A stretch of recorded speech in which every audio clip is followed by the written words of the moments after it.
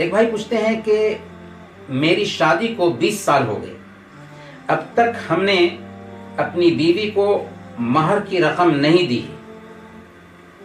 اب اعتبار اس وقت کی قیمت کا ہوگا یا آج کی قیمت کا ہوگا جب ہم مہر ادا کریں گے؟ تو دیکھیں، اگر کوئی آدمی شادی کرتا ہے تو مہر کا تعین ضروری ہے شادی میں، تاکہ مہر کی ادائیگی ہو سکے۔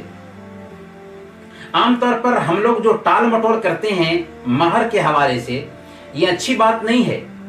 اللہ تعالیٰ فرماتا ہے وَآتُوا النِّسَاءَ صَدُقَاتِهِنَّ نِحْلَةً، عورتوں کو ان کے مہر راضی خوشی دے دو۔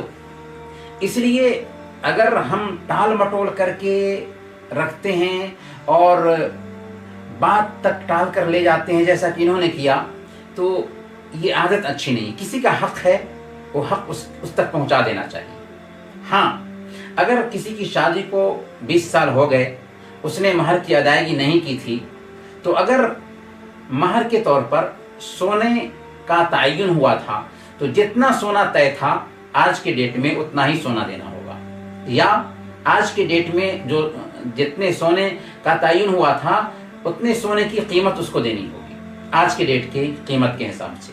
لیکن اگر پیسے کا تعین ہوا تھا، جیسے 5000 روپے کا تعین ہوا تھا، تو 5000 روپیہ ہی ابھی دینا ہے۔ اگر احسان کے طور پر زیادہ دے دے تو کوئی حرج کی بات نہیں ہے، لیکن اس کے اوپر 5000 ہی دینا ضروری ہے۔ اور اس نے جو کوتاہی کی ہے اس کے حوالے سے بھی اس کو چاہیے کہ اپنی بیوی سے معذرت کرے، کیونکہ بیوی کا حق تھا اور اس کی ادائیگی میں اس نے کوتاہی کی۔ ہاں، اگر بیوی کو ایک آدمی دے دیتا ہے اور پھر بیوی نے اس کے اوپر احسان کیا اور اسی کے اوپر خرچ کر دیا تو کوئی حرج کی بات نہیں، لیکن کسی کا حق ہے تو حق لوٹانا چاہیے۔ کل قیامت کے دن اسی مہر کا مطالبہ اللہ کے دربار میں بھی ہماری بیوی کر سکتی ہے۔